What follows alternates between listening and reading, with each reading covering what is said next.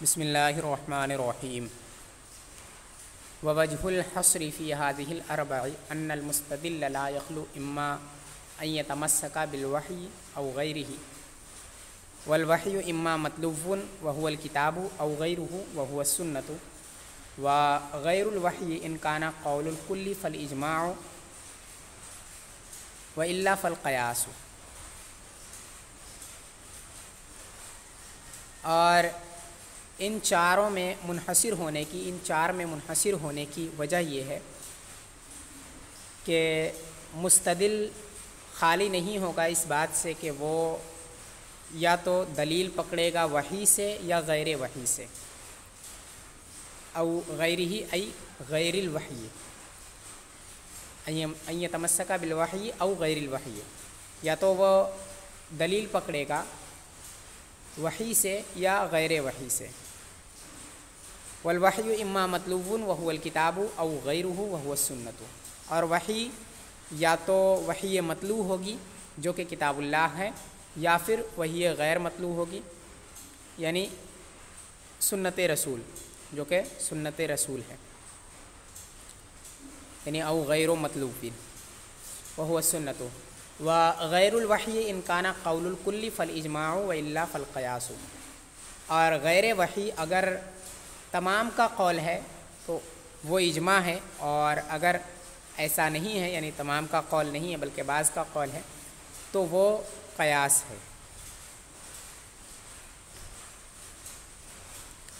یہاں سے اس عبارت کے ذریعے سے یہ بتانا چاہتے ہیں کہ دلائل شرعیہ چار کیوں ہیں، اس کی وجہ کیا ہے، چار ہی دلیل شرعی کیوں ہیں، اس سے زائد یا اس سے کم کیوں نہیں ہے، تو اس کی وجہ یہ بیان کریں، اسی کو وجہ حصر کہتے ہیں۔ تو فرماتے ہیں کہ چار میں منحصر ہونے کی وجہ یہ ہے کہ جو دلیل پکڑنے والا ہے یعنی جو استنباط کرے گا، مسائل کو نکالے گا دلائل شرعیہ سے، جو مسائل کو اخذ کرے گا، وہ یا تو وحی سے مسائل کو اخذ کرے گا یا غیر وحی سے مسائل کو اخذ کرے گا۔ وحی یعنی وہ چیزیں جو اللہ تبارک و تعالیٰ کی جانب سے اس کے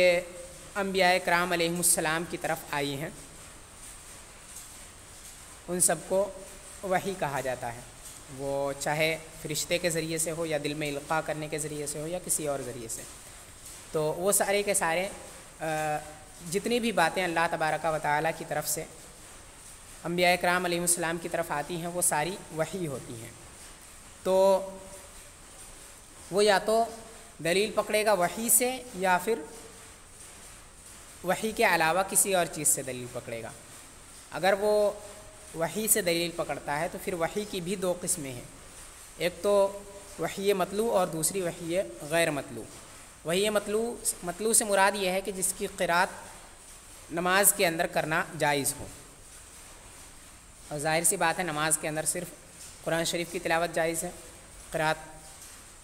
اور دعائے معصورہ وغیرہ یہ جو ہوتی ہیں وہ قرات تو ہوتی نہیں ہے۔ تو نماز میں جو قرات کی جاتی ہے وہ قرآن شریف کی جاتی ہے، لہذا اس سے معلوم ہوا کہ وحی مطلوع کیا ہے، صرف اور صرف کتاب اللہ ہے، کیونکہ کسی اور چیز کی تلاوت نماز کے اندر کرنا جائز نہیں ہے۔ تو وحی غیر مطلوع، وحی مطلوع جو ہے وہ کتاب اللہ ہے۔ تو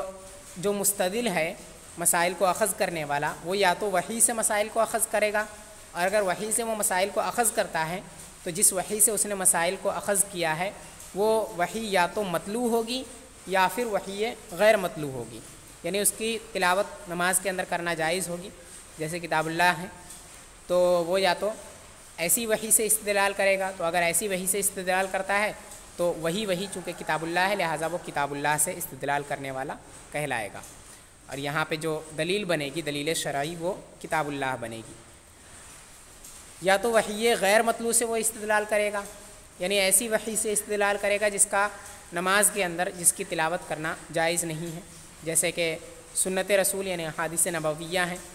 ان کی قرات نماز کے اندر جائز نہیں ہے، تو یا تو وحی غیر مطلوع سے وہ استدلال کرے گا۔ یہ بھی سنت رسول جو ہیں یہ ساری کی ساری احادیث ہیں، وحی ہے، کیونکہ جو کچھ بھی اللہ کے رسول صلی اللہ تعالیٰ علیہ وسلم نے کیا یا جو کچھ بھی فرمایا آپ نے وہ سب کچھ اللہ تبارک و تعالیٰ کی طرف سے ہی تھا، تو یہ سب کے سب وحی کے اندر آئیں گے۔ تو سنت رسول یہ ایسی وحی ہے جس کی تلاوت نماز کے اندر کرنا جائز نہیں ہے، لہٰذا یہ وحی غیر مطلوع ہو گئی۔ تو وحی جو مستدل ہے وہ یا تو وحی مطلوع سے کرے گا، اگر وحی مطلوع سے کرتا ہے استدلال تو اس کو کہا جائے گا کہ اس نے کتاب اللہ سے استدلال کیا، کیونکہ وحی مطلوع ہی کتاب اللہ ہے، یا پھر وہ استدلال کرے گا وحی غیر مطلوع سے، اور وحی غیر مطلوع جو ہے وہ احادیث نبویہ ہیں، لہذا اس وقت استدلال کرنے والے کو کہا جائے گا کہ اس نے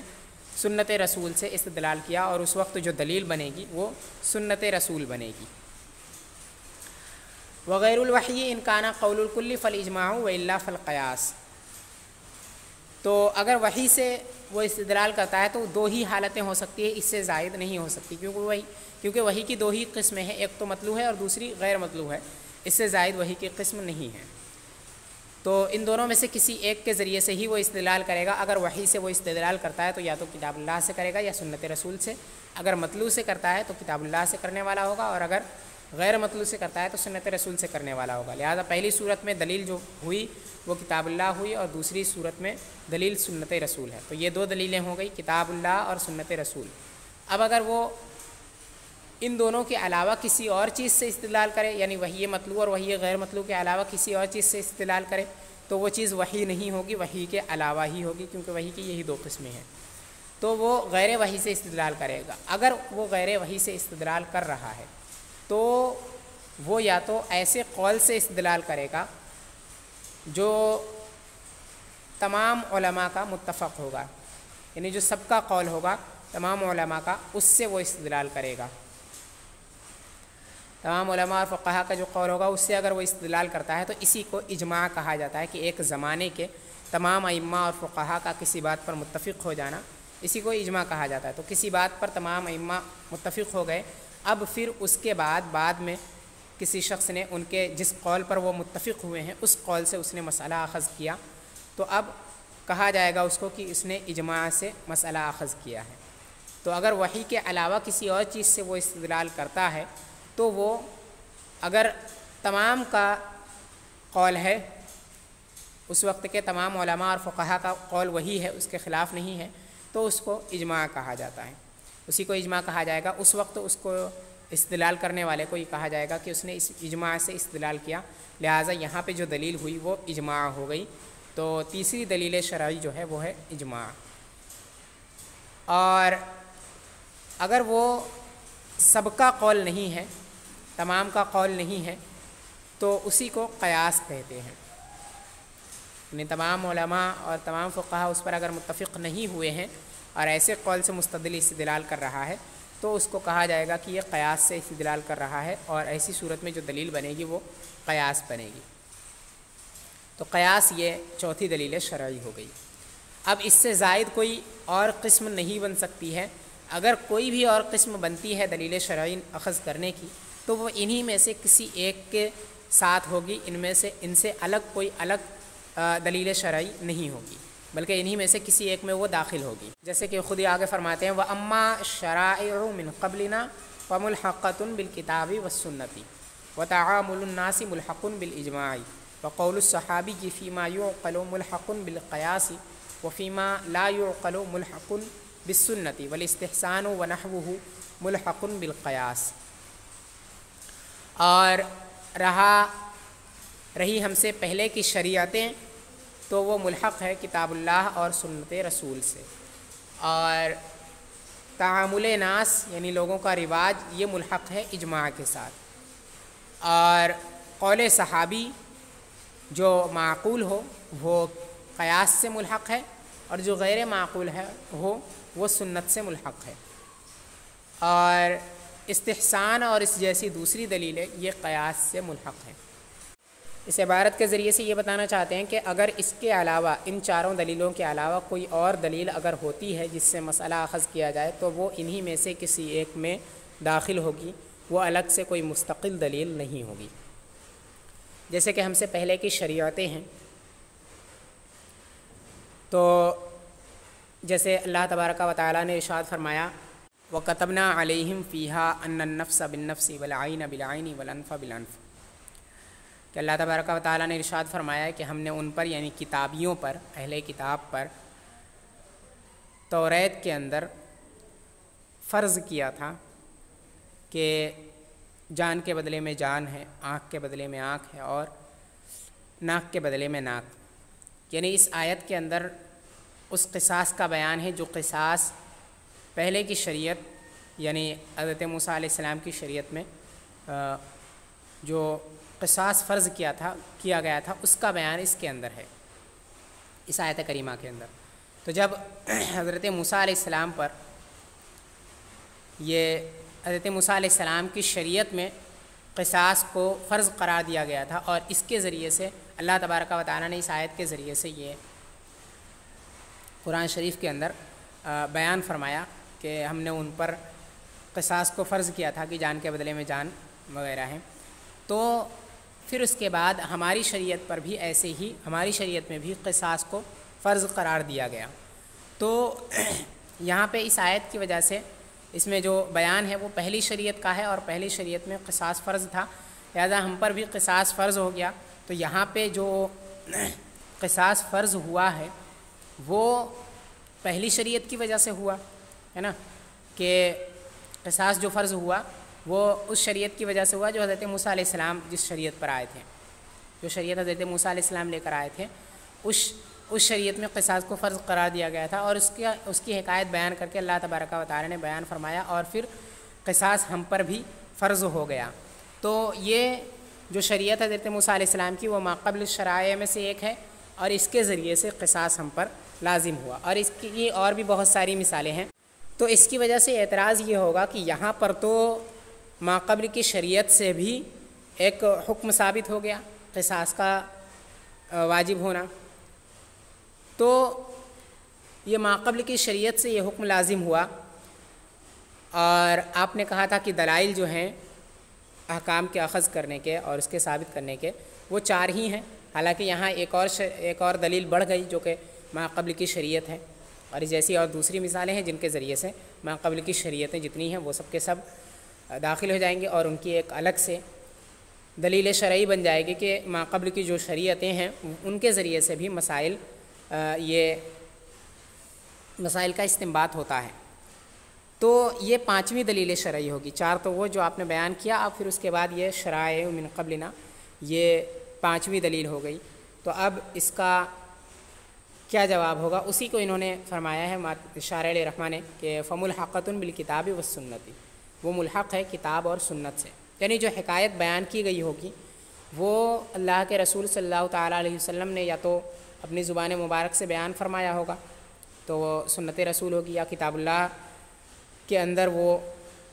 قصہ یا واقعہ درج ہوا ہوگا جس کی وجہ سے ہم پر وہ حکم لازم ہوا. تو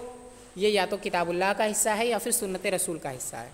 تب جو بھی حکم اس سے ثابت ہوگا وہ اصل میں یا تو کتاب اللہ سے ثابت ہوگا یا پھر سنت رسول سے، ماقبل کی شریعت سے ثابت نہیں ہوگا، کیونکہ یہ جو بیان کیا گیا ہے وہ کتاب اللہ کے اندر یا سنت رسول کے اندر بیان کیا گیا ہے، لہذا یہ اس کا ایک حصہ ہے، اور اس کے ذریعے سے احکام ثابت ہو سکتے ہیں کتاب اللہ اور سنت رسول کے ذریعے سے، اور وہ 4 دلیلوں میں سے ایک ہے. لہٰذا اب یہ نہیں کہا جا سکتا ہے کہ ماقبل کی جو شریعتیں ہیں وہ 5ویں دلیل ہیں، بلکہ یہ داخل ہیں یا تو کتاب اللہ کے اندر یا سنت رسول کے اندر. اگر کتاب اللہ میں اس کی حکایت بیان کی گئی ہے تو وہ کتاب اللہ سے ہے، اور اگر سنت رسول میں تو پھر سنت رسول سے. وہ جو دلیل ہوگی وہ کتاب اللہ یا سنت رسول ہی ہوگی، ماقبل کی شریعت نہیں ہوگی. وتعامل الناس ملحق بالاجماع، اور تعامل ناس یہ اجماع کے ساتھ ملحق ہے، یعنی لوگوں کا رواج جو ہوتا ہے اس کے ذریعے سے بھی احکام کا استنباط ہوتا ہے، احکام اس کے ذریعے سے بھی ثابت ہوتے ہیں. کہ کچھ چیزیں ایسی ہوتی ہیں جو جائز نہیں ہوتی ہیں لیکن رواج ہو چکا ہوتا ہے، اس کی وجہ سے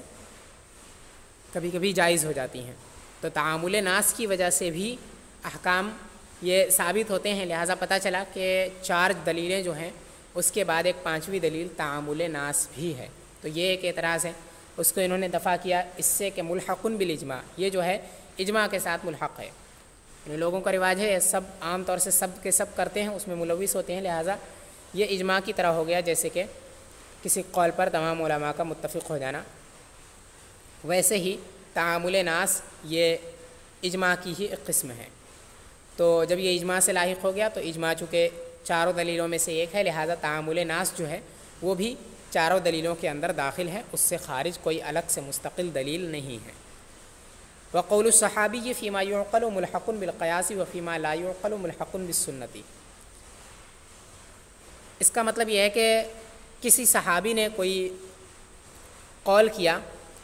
تو اس قول کے ذریعے سے بھی حکم ثابت ہوتا ہے۔ تو اب یہ قول صحابی جو ہے اس کے ذریعے سے بھی احکام ثابت ہوتے ہیں، لہٰذا یہ قول صحابی جو ہے وہ چاروں میں سے ایک نہیں ہے، چار تو وہ کتاب اللہ، سنت رسول، اجماع امت اور قیاس۔ تو اب یہ ایک پانچویں دلیل ہو گئی قول صحابی، ٹھیک ہے۔ تو اب اس کا کیا جواب ہوگا کہ قول صحابی جو ہے یہ جب پانچویں دلیل ہو گئی تو چار میں منحصر کرنا تو باطل ہو گیا۔ آپ نے کہا چار ہی قسم ہیں لیکن یہاں تو پانچویں قسم ہو گئی۔ تو اس کا جواب انہوں نے دیا فیما یعقل ملحق بالقیاس و فیما لا یعقل ملحق بالسنہ، کہ اگر صحابی کا قول ایسا قول ہے جو عقل میں آنے والی چیز ہے تو وہ قیاس کے ساتھ ملحق ہے، یعنی وہ قیاس کی ہی قسم ہے، اور اگر ایسی چیز ہے جو قیاسی نہیں ہے یعنی عقل میں آنے والی نہیں ہے تو وہ سنت رسول کے ساتھ ملحق ہے، یعنی سنت رسول کی ہی ایک قسم ہے وہ۔ اگر صحابی کا قول معقول ہے تو وہ قیاس کے ساتھ ملحق ہے، یعنی قیاس کا جز ہے، اور اگر غیر معقول ہے تو وہ سنت رسول کے ساتھ ملحق ہے، یعنی سنت رسول کی ایک قسم ہے۔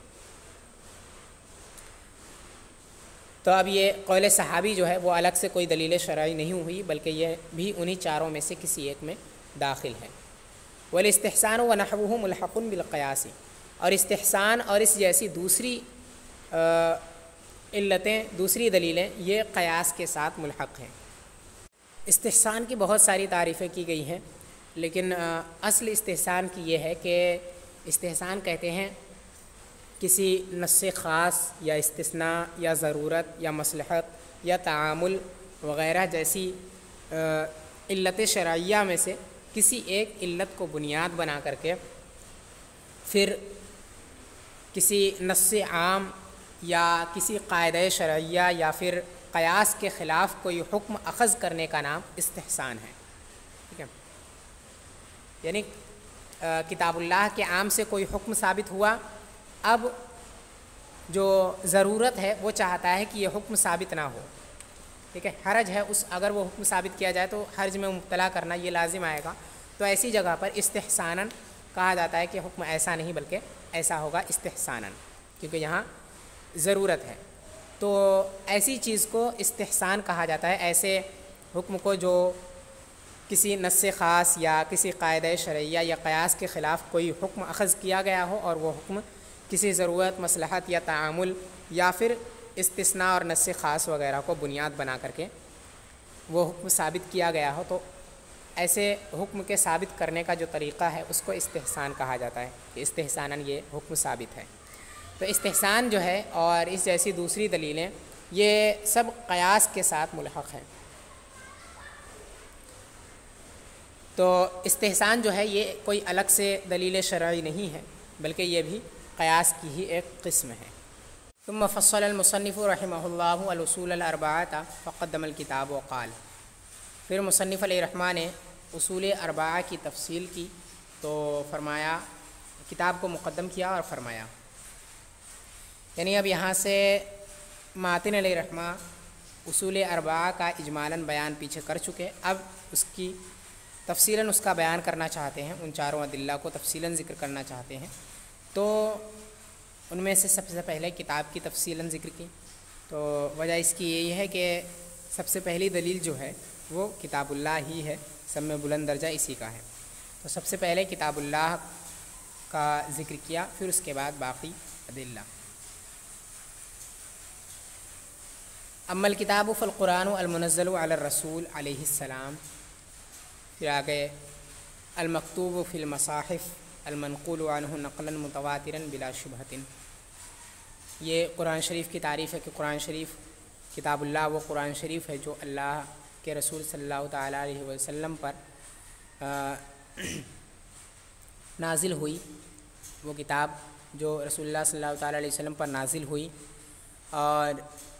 مصحفوں میں لکھی گئی اور حضور صلی اللہ تعالیٰ علیہ وسلم سے تواتر کے طور پر بغیر کسی شبہ کے منقول ہوئی۔ تو یہ قرآن شریف کی تعریف ہے۔ فرماتے ہیں اما الکتاب فالقرآن المنزل علی الرسول علیہ السلام، رہا کتاب اللہ تو وہ قرآن ہے جو رسول اللہ صلی اللہ تعالیٰ علیہ وسلم پر نازل ہوا، یعنی کتاب اللہ وہ قرآن ہے جس کو اللہ تبارک و تعالیٰ نے رسول اللہ صلی اللہ تعالیٰ علیہ وسلم پر نازل فرمایا۔ وَهَذَا تَعْرِيفٌ لِكُلِّ الْكِتاب، یہ پوری کتاب کی تعریف ہے۔ یہ اصل میں ایک اعتراض کا جواب ہے۔ اعتراض یہ ہے کہ فالقرآن المنزل علی الرسول، یہ بعض کتاب کی تعریف ہوگی، کیونکہ جو دلائل ہیں ان میں سے پہلی دلیل جو کتاب اللہ ہے وہ اصل میں پوری کتاب اللہ دلیل نہیں ہے بلکہ بعض کتاب اللہ دلیل ہے، ٹھیک ہے۔ اس اصل شرعی جو ہے وہ بعض کتاب ہے، کل کتاب نہیں ہے۔ جب کل کتاب نہیں ہے تو یہاں پہ جو تعریف ہوگی وہ بھی بعض کتاب کی ہوگی، کیونکہ یہاں اصول کا بیان چل رہا ہے۔ تو جب بعض کتاب کی یہ تعریف ہوئی تو اب فالقرآن المنزل علی الرسول، یہ جو پوری تعریف کی گئی ہے یہ تعریف صرف بعض کتاب پر صادق نہیں آتی ہے، بلکہ بعض کتاب کے علاوہ جو بھی کتاب کا حصہ ہے، جو قصص و امثال وغیرہ ہیں، ان سب کو بھی یہ شامل ہے یہ تعریف، کیونکہ یہ فالقرآن المنزل علی الرسول یہ جو تعریف کی گئی اور آگے بھی، تو یہ پورے قرآن شریف کی تعریف ہے، صرف ان آیات کی تعریف نہیں ہے جن سے استدلال کیا جاتا ہے، یعنی 500 آیتیں تقریباً جو ہیں صرف ان کی تعریف نہیں ہے، ان پر صرف یہ صادق نہیں آتی ہے بلکہ ان سب پر بھی صادق آتی ہے جو ان کے علاوہ آیتیں قرآن شریف میں مذکور ہیں۔ تو یہ تعریف پورے قرآن کی تمام آیتوں پر صادق آتی ہے۔ تو اب اعتراض یہ ہے کہ یہ تعریف جو ہے وہ دخول غیر سے مانع نہیں ہے، یعنی اس تعریف کے اندر جس چیز کی تعریف کی جا رہی ہے وہ بھی داخل ہے، وہ تو داخل ہونا ہی چاہیے، لیکن اس کے علاوہ اور چیزیں بھی داخل ہو جا رہی ہیں جن کو داخل نہیں ہونا چاہیے،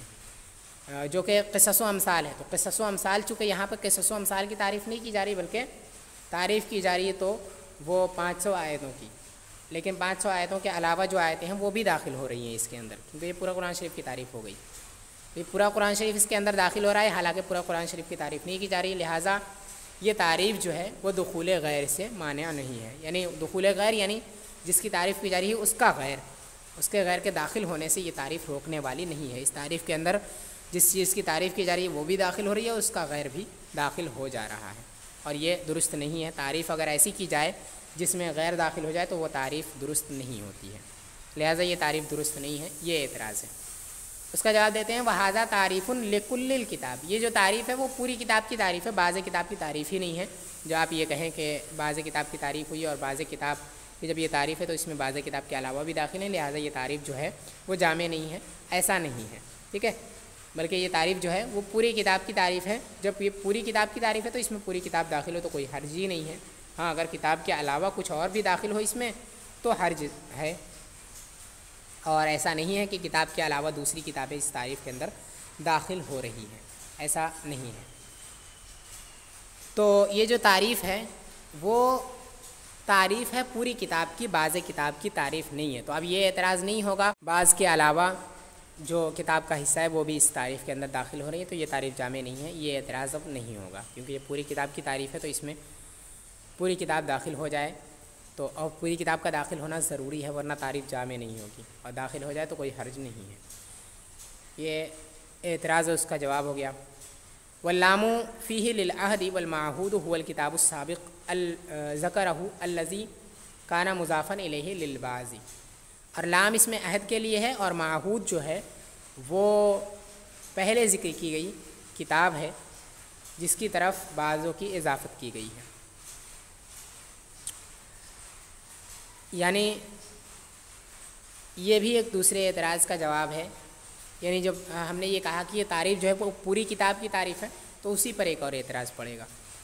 اعتراض یہ کہ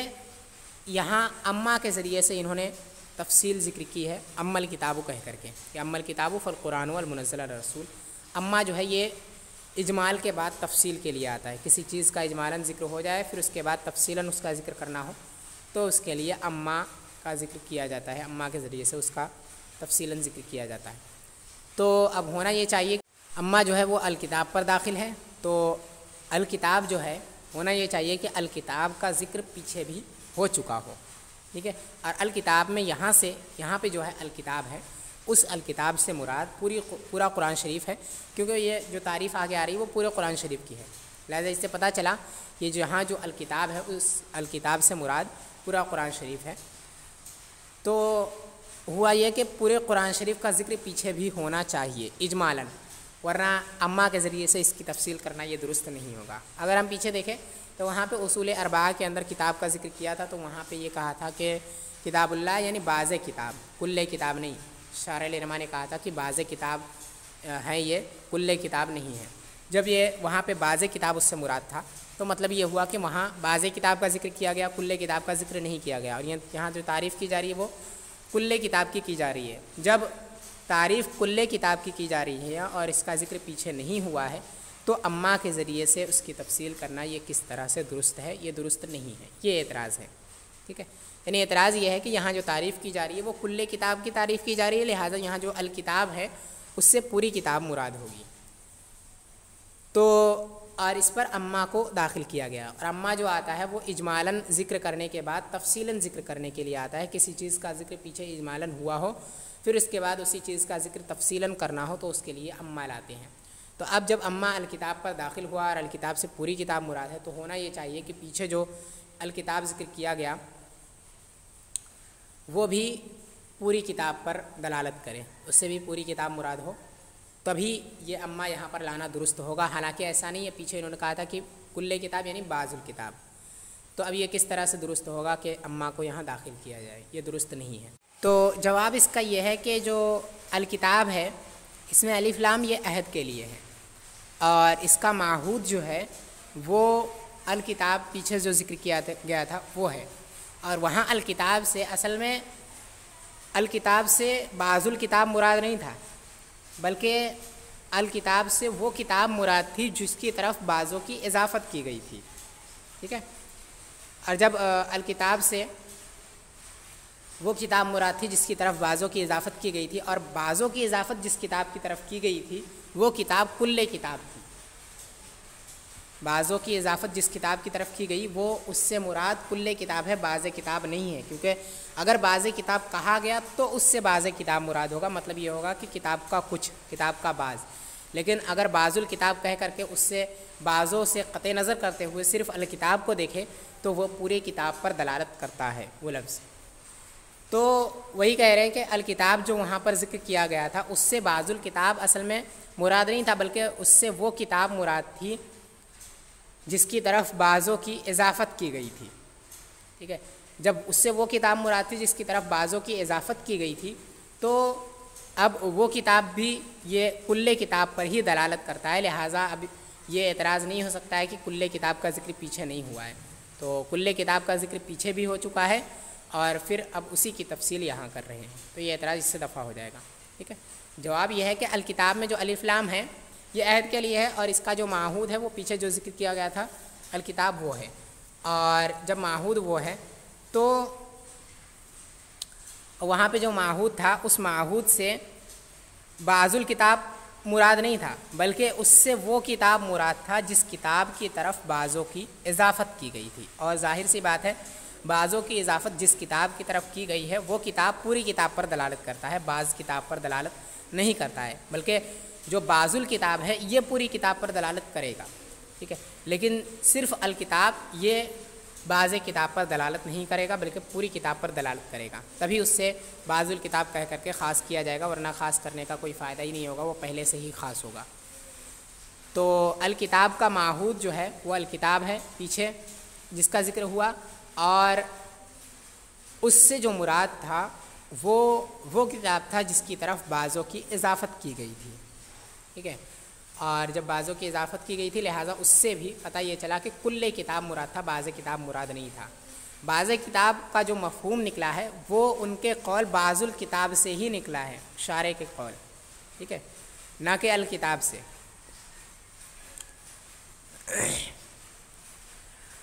تو یہ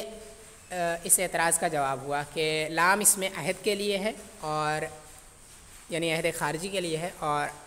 عہد خارجی جو ہے اس کا جو معہود ہے وہ کتاب ہے جس کا ذکر پیچھے ہوا ہے اور جس کی طرف بعضوں کی اضافت کی گئی تھی۔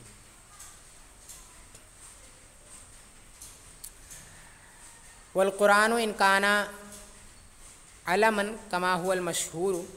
فهو تعریف لفظی و ابتداء التعریف الحقیقی من قوله المنزل الی آخرہ۔ اور قرآن اگر علم ہو جیسا کہ مشہور ہے تو یہ تعریف لفظی ہے اور تعریف حقیقی کی ابتدا ان کے قول المنزل سے آخر تک ہے۔ اب دوسری بات القرآن کے بارے میں، قرآن جو ہے ہو سکتا ہے کہ جو قرآن ہے یہاں پہ علم کے طور پر استعمال کیا گیا ہو، یعنی قرآن شریف جو نام رکھا گیا ہے اس طور پر کہ اس کا استعمال کیا گیا ہو کہ کتاب اللہ وہ قرآن شریف ہے جس کو اللہ تبارک و تعالیٰ نے رسول اللہ صلی اللہ تعالیٰ علیہ وسلم پر نازل فرمایا، یہ مراد ہو سکتی ہے، یا پھر اس کا لغوی معنی مراد ہو سکتا ہے، تو اس کی آگے وضاحت کریں گے اس کی۔ اگر قرآن جو ہے یہ علم ہو، یعنی اگر نام کے طور پر اس کا استعمال اس میں کیا گیا ہو تعریف میں، تو اب اس کا کیا مطلب ہوگا؟ کیونکہ الکتاب جو پیچھے ذکر کیا تو الکتاب سے بھی کتاب اللہ ہی مراد ہے اور القرآن جو ہے وہ بھی کتاب اللہ کا ہی نام ہے، تو پھر اس کا کیا مطلب ہوگا کہ دو مرتبہ پہلے الکتاب ذکر کیا پھر القرآن ذکر کیا؟ تو اسی کو بتا رہے ہیں کہ فالقرآن جو ہے اس کو ذکر کیا تعریف لفظی کے طور پر۔ تعریف لفظی یہ ہے کہ لفظ کے اشہر مرادف کے ذریعے سے اس کی تعریف کی جائے، کسی لفظ کی تعریف اس کے اشہر مرادف کے ذریعے سے کی جائے، یعنی کسی لفظ کی تعریف ایسے لفظ کے ذریعے سے کی جائے جو لفظ اسی پہلے لفظ والے کے معنی میں ہو، لیکن جو دوسرا والا لفظ ہے یہ پہلے والے لفظ سے زیادہ مشہور ہو، ٹھیک ہے؟ جیسے کہ الکتاب، عرف میں اگر الکتاب کہتے ہیں تو اس سے یہ الکتاب جو ہے وہ عام ہے، ہر کتاب کے لیے بولا جاتا ہے، ٹھیک ہے؟ جیسے کتاب سبوہ ہے اس کے لیے بھی بولا جاتا ہے، قرآن شریف کو بھی الکتاب کہا جاتا ہے، تو عرف میں جو الکتاب ہے یہ عام ہے، لیکن القرآن جو ہے یہ خاص ہے، یہ صرف قرآن شریف پر بولا جاتا ہے، اس کے علاوہ کسی اور کتاب کے لیے القرآن کا استعمال نہیں ہوتا ہے عرف میں بھی، اور اصول کے اندر الکتاب سے بھی قرآن شریف ہی مراد ہوتا ہے اور القرآن سے بھی۔ تو اصول کے اندر تو کتاب خاص ہے کلام اللہ کے لیے، لیکن عرف میں کتاب کلام اللہ کے لیے خاص نہیں ہے، تو عرف کے لحاظ سے جو القرآن ہے یہ کتاب سے زیادہ مشہور ہے، ٹھیک ہے؟ کیونکہ الکتاب یہ دوسری کتابوں کے لیے بھی بولا جاتا ہے، لیکن القرآن جو ہے یہ صرف کتاب اللہ کے لیے بولا جاتا ہے، جیسے ہی کوئی القرآن کہتا ہے تو ذہن فوراً کتاب اللہ کی طرف ہی راجع ہوتا ہے۔ تو یہاں پہ الکتاب کہنے کے بعد فالقرآن اس وجہ سے کہا کیونکہ یہ تعریف لفظی کرنا چاہتے تھے اور وضاحت کر دینا چاہتے تھے کتاب اللہ کی، پھر اس کی تعریف ذکر کرنا چاہتے تھے، تعریف حقیقی۔ تو یہ ایک وجہ ہو گئی کہ تعریف لفظی جو ہے وہ کہتے ہیں کہ لفظ کے اشہر مرادف کے ذریعے سے اس کی تعریف کرنا، لہٰذا اما الکتاب فالقرآن تک یہ ایک تعریف لفظی ہو گئی، ٹھیک ہے؟ کہ الکتاب پہلے ذکر کیا پھر اس کا اشہر مرادف جو کہ القرآن ہے، کتاب اور قرآن یہ دونوں مرادف ہیں کیونکہ کتاب سے کتاب اللہ اور قرآن یعنی قرآن شریف وہ بھی کتاب اللہ ہی ہے، تو یہ دونوں مرادف ہیں، اور ان میں جو القرآن ہے یہ اشہر ہے، پہلے والے سے زیادہ مشہور ہے، کتاب اللہ سے زیادہ مشہور ہے، تو یہاں پہ الکتاب کی تعریف القرآن سے کی گئی جو کہ اشہر مرادف ہے، لہٰذا یہاں پہ تعریف لفظی کا ارادہ ماتن علیہ الرحمٰن نے کیا ہے، اس وجہ سے انہوں نے ایسا کہا۔ ایک تو یہ، تو پھر جب ایسا ہوا تو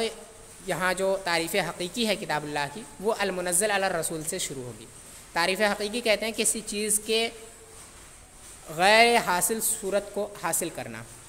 کسی صورت غیر حاصلہ کو حاصل کرنے کے لیے جو تعریف کی جاتی ہے اس تعریف کو تعریف حقیقی کہا جاتا ہے۔ یعنی کوئی چیز معلوم نہیں ہے، کسی چیز کے بارے میں پتہ نہیں ہے، تو اس کے بارے میں جس چیز کے ذریعے سے معلوم کیا جائے، جس چیز کے ذریعے سے علم ہو اس کے بارے میں اس چیز کو ہی کہا جاتا ہے تعریف حقیقی، ٹھیک ہے؟ اور تعریف لفظی کی ایک دوسری تعریف یہ بھی کی گئی ہے کہ تعریف لفظی اس تعریف کو کہتے ہیں جس کے ذریعے سے اس کو اس کے غیر سے ممتاز کیا جائے،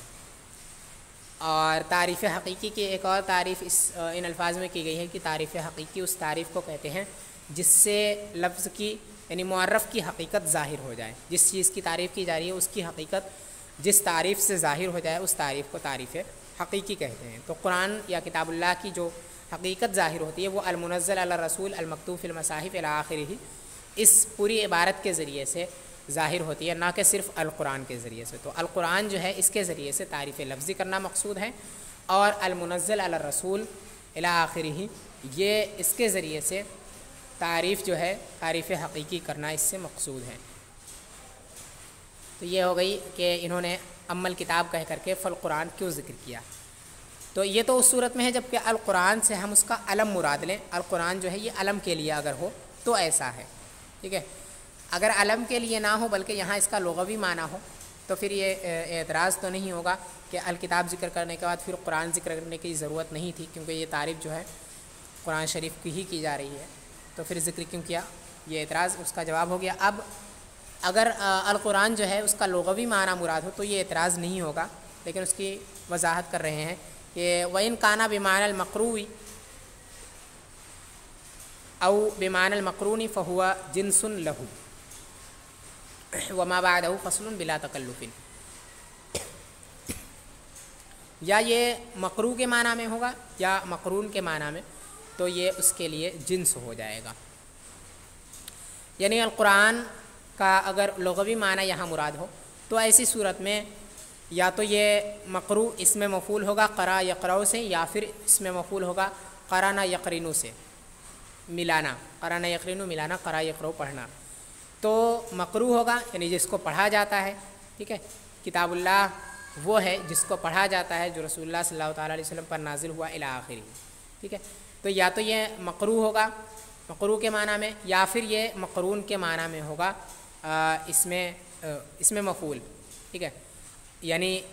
ملا ہوا، مقرون جس کو ملایا گیا ہو، ملا ہوا۔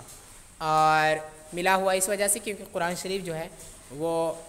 قرآن شریف کا بعض سے ملا ہوا ہے، جدا نہیں ہے۔ تو اس صورت میں تعریف یہ ہوگی کہ کتاب اللہ وہ ہے جس کا بعض سے ملا ہوا ہے، اور وہ رسول اللہ صلی اللہ تعالیٰ علیہ وسلم پر نازل ہوا الی آخرہ۔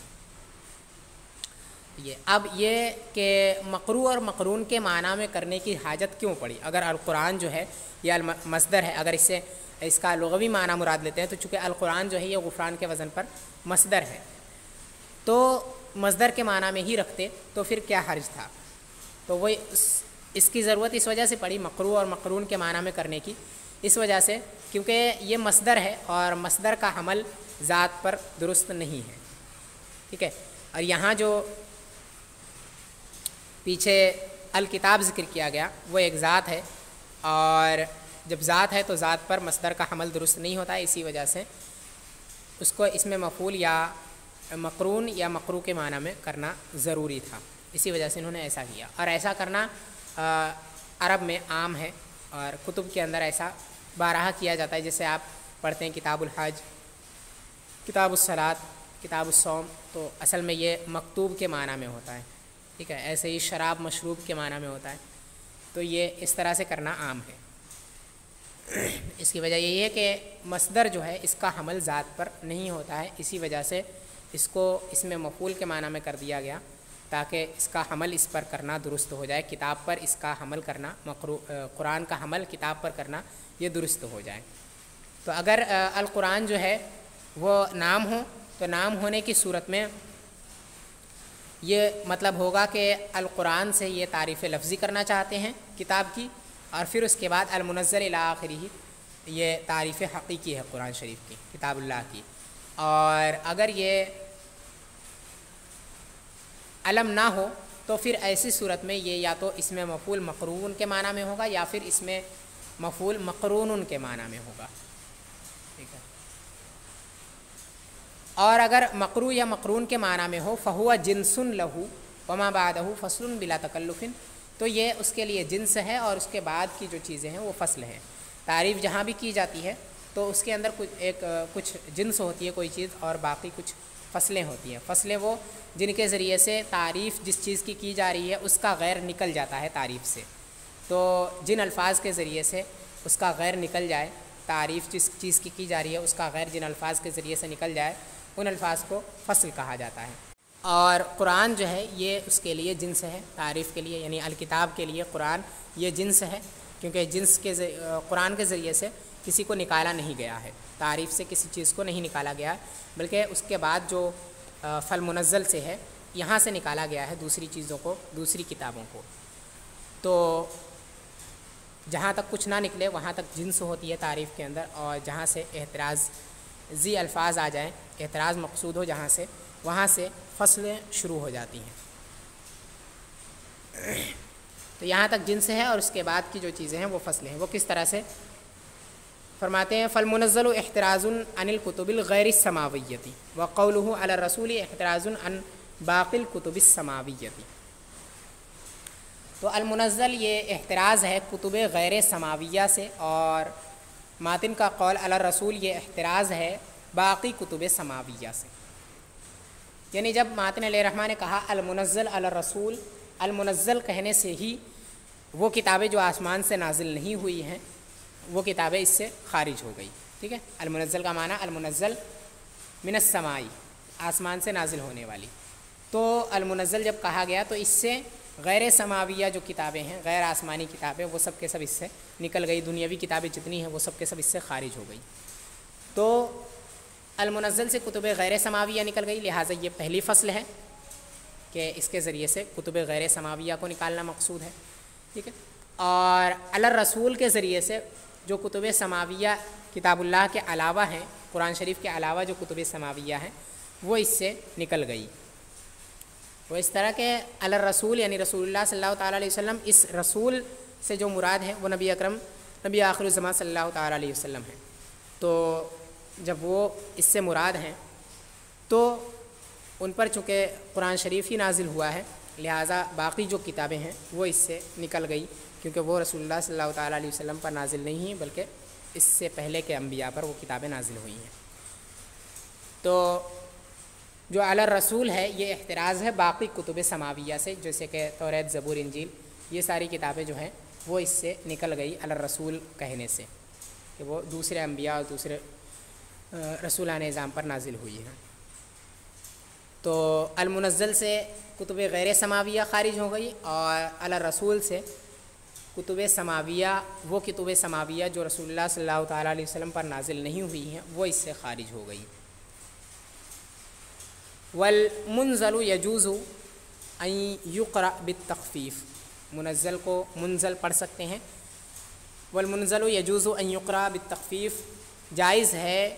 کہ المنزل تخفیف کے ساتھ پڑھا جائے۔ ای المنزل دفعۃ واحدۃ،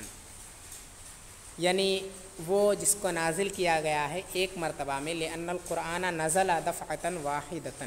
کیونکہ قرآن یہ ایک مرتبہ میں نازل ہوا ہے، من اللوح المحفوظ الی السماء الدنیا، اولا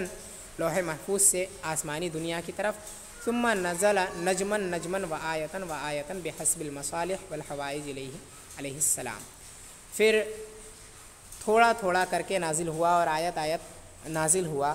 مصالح اور ضرورتوں کے پیش نظر۔ یعنی المنزل کو المنزل بھی پڑھ سکتے ہیں۔ یہ شارح علیہ رحمہ کہہ رہے ہیں کہ المنزل جو کہا ہے المنزل علی الرسول، اس میں المنزل بھی اس کو پڑھا جا سکتا ہے۔ المنزل اور المنزل پڑھنے میں فرق یہ ہے کہ جب المنزل پڑھتے ہیں تو اس کے اندر